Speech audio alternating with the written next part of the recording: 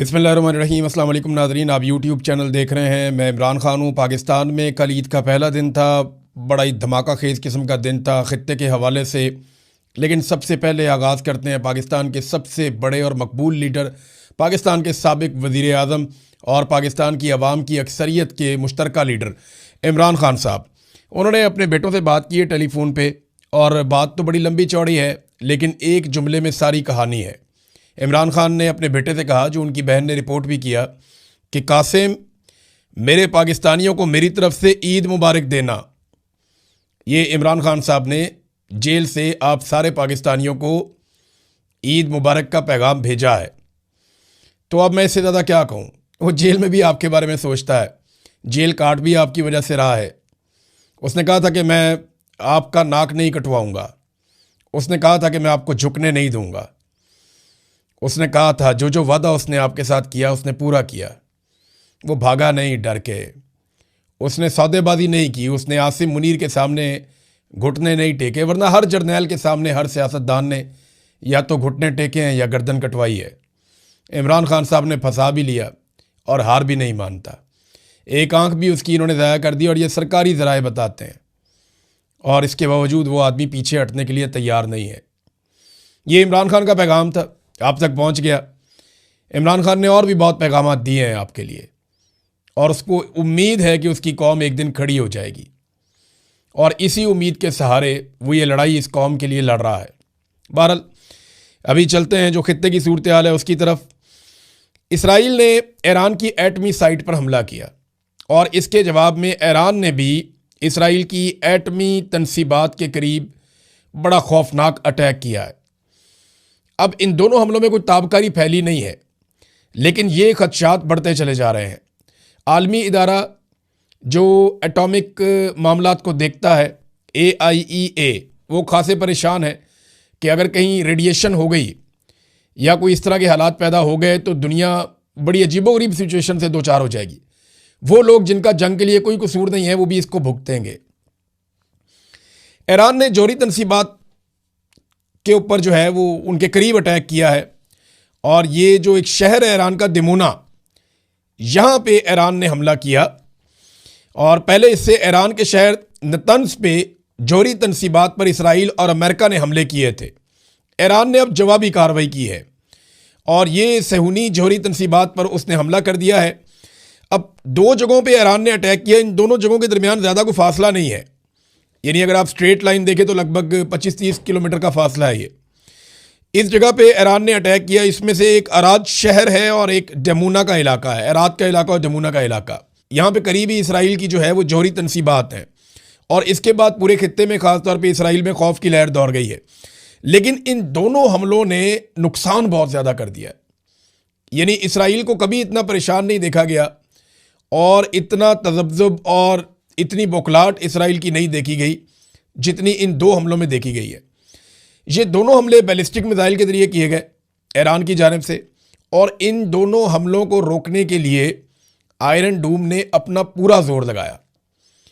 वजह यह है कि जो जितना हसास इलाका होता है वहाँ पे फ़िज़ाई दिफाई निज़ाम उतना मजबूत और मरबूत लगाया जाता है।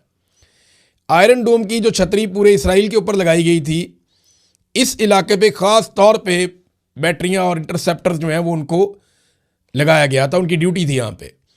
लेकिन पूरी कोशिश के बावजूद ईरान के इन बैलिस्टिक मिसाइल्स को रोकने में आयरन डोम या फ़िज़ाई दिफाई निज़ाम जो है इसराइल का वो नाकाम रहा। अब तबाही बहुत ज़्यादा हुई है।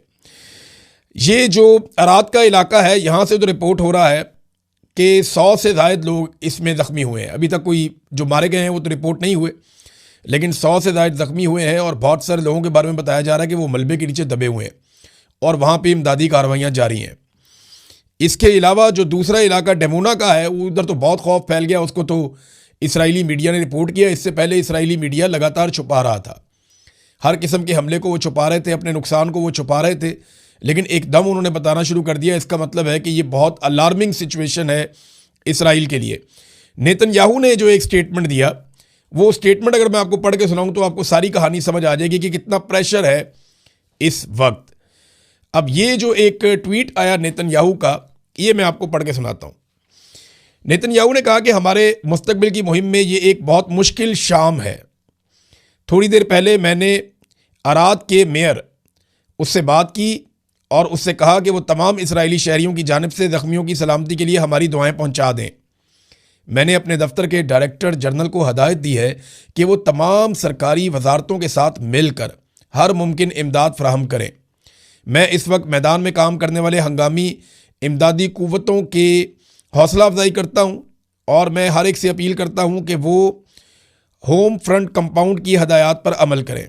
हम तमाम महाजों पर अपने दुश्मनों को निशाना बनाना जारी रखेंगे, ये जनाब इन्होंने कहा है। अब इसको ज़रा आप समझे ना कि इसराइल के ऊपर दबाव कितना ज़्यादा आया। इसराइली वज़ीर आज़म ने 2-3 अलग अलग किस्म के स्टेटमेंट जारी कर दिए हैं इस हमले के बाद। ये 2 हमले खौफनाक थे। अच्छा, इसके अलावा ना एक और बड़ी खौफनाक चीज़ हुई। देखिए, अभी ये एटॉमिक साइट्स के करीब हमले कर रहे हैं। ईरान का भी जो एटमी तनसीबात हैं, कोई ऐसी जगह पे अटैक नहीं हुआ जिससे रेडिएशन फैले या ताबकारी असरात निकलें। और ईरान ने वैसे भी अपना जो एटमी मवाद जो उसने अभी तक हासिल किया है वो ज़ेरे ज़मीन बहुत नीचे छुपाया है। वहाँ तक अमेरिका का कोई हथियार पहुँच नहीं सकता जब तक कि उसकी फ़ौजें वहाँ पे ना उतरें या कोई गद्दार अंदर से कार्रवाई ना डालें। और दूसरी जानिब इसराइल जो है वो वुल्नरेबल है। अगर ईरान कहीं इसी मिसाइल को जो उसने थोड़ा दूर मारा, अगर वो उसको उस एरिया में मार देता एग्जैक्टली, तो पूरे खित्ते को इसके असरात भुगतने पड़ते। ये बात अमेरिका को भी समझनी पड़ेगी और इसराइल को भी समझनी पड़ेगी और पूरी दुनिया को कि ये आग से खेल रहे हैं और लाखों इंसानों की जानें, जिंदगियां, उनकी सेहत ये खतरे में पड़ जाएगी पूरे खित्ते में। गल्फ़ के वो ममालिक जिनका कोई ताल्लुक नहीं है वो भी भुगतेंगे बाद में। बहरहाल, डोनाल्ड ट्रंप ने एक बड़ी खौफनाक धमकी लगाई। वो धमकी मैं आपको पहले पढ़ के सुनाता हूँ, उसकी वजह भी आपको मैं बताता हूँ डोनाल्ड ट्रंप ने अब ये धमकी क्यों लगाई। डोनाल्ड ट्रंप ने ईरान को दिया है 48 घंटों का अल्टीमेटम, यानी 48 घंटों का अब ये गिनती शुरू हो गई है घंटों की। डोनाल्ड ट्रंप ने कहा कि ईरान के पास 48 घंटे हैं, वो खामोशी से आराम से आबनाए हुर्मुज़ को खोल दे। अगर वो 48 घंटों में आबनाए हुर्मुज़ को नहीं खोलता तो मैं बहुत तबाही फेरूंगा, ये डोनाल्ड ट्रंप ने कहा। अब वो तबाही के बारे में क्या कहा कि अमेरिका क्या रद्द-ए-अमल देगा अगर आबनाए हुर्मुज़ नहीं खोलता। उन्होंने कहा जी ईरान के अहम पावर प्लांट्स को निशाना बनाएंगे जिसका आगाज़ बड़े बिजली घरों से किया जाएगा। वाशिंगटन इस मामले में किसी ताख़ीर का मुतहम्मिल नहीं हो सकता। ये जनाब डोनाल्ड ट्रंप ने धमकी लगाई और खुलकर लगाई कि हम इनकी तनसीबात सारी तबाह कर देंगे ईरान की और बहुत नुकसान पहुंचाएंगे। इसका रद्द-ए-अमल जो है वो ईरान ने भी दिया है और ईरान का रद्द-ए-अमल पहले आप पढ़ लो, मैं बताता हूँ आपको ये क्यों डोनाल्ड ट्रंप ने यह कहा कि 48 घंटे में आपने हुर्मुज़ ना खोली तो ईरान के पावर प्लांट तबाह कर दिए जाएंगे।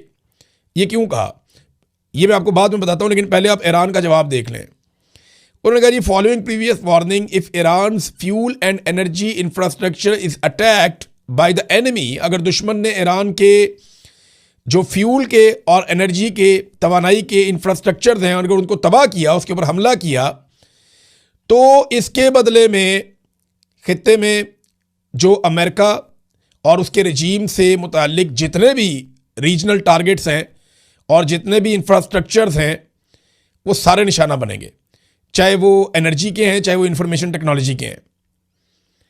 ईरान ने भी जवाब दिया कि फिर पूरे रीजन के अंदर, यानी पहले भी वो ये कह चुके हैं कि अगर हमारी बिजली या तवानाई बंद होगी या हमारी ऑयल साइट्स के ऊपर अटैक किया जाएगा, एनर्जी साइट्स के ऊपर अटैक किया जाएगा, तो फिर बचेगी किसी की भी नहीं। और यहाँ पे याद रखिएगा अमेरिकन कंपनियाँ दुनिया में सबसे ज़्यादा दौलत बना के यहाँ से ले जाती हैं। ये बड़ी बड़ी जो तनसीबात हैं, बड़ी बड़ी जो ऑफिसेज हैं, ये बड़ा बड़ा जो निज़ाम चल रहा है, इसमें अमेरिकन बेशुमार पैसा कमा रहे हैं। ऑयल कंपनीज में ख़ास तौर पे इस बिज़नेस में अमेरिकन बिलियनियर्स, इसके अंदर उनकी बड़ी बड़ी कंपनियां हैं और बहुत पैसा अमेरिका में जाता है।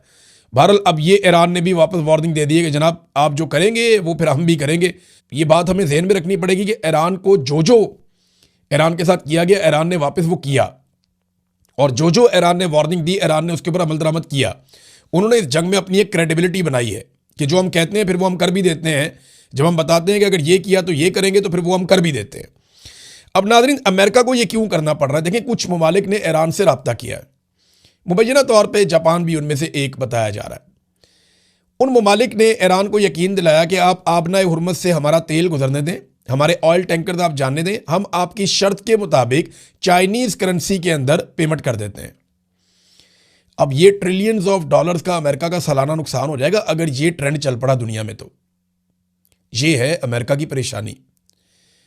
एक कहावत है ना उर्दू में, खाया पिया कुछ नहीं गिलास तोड़ा 12 ने। तो अमेरिका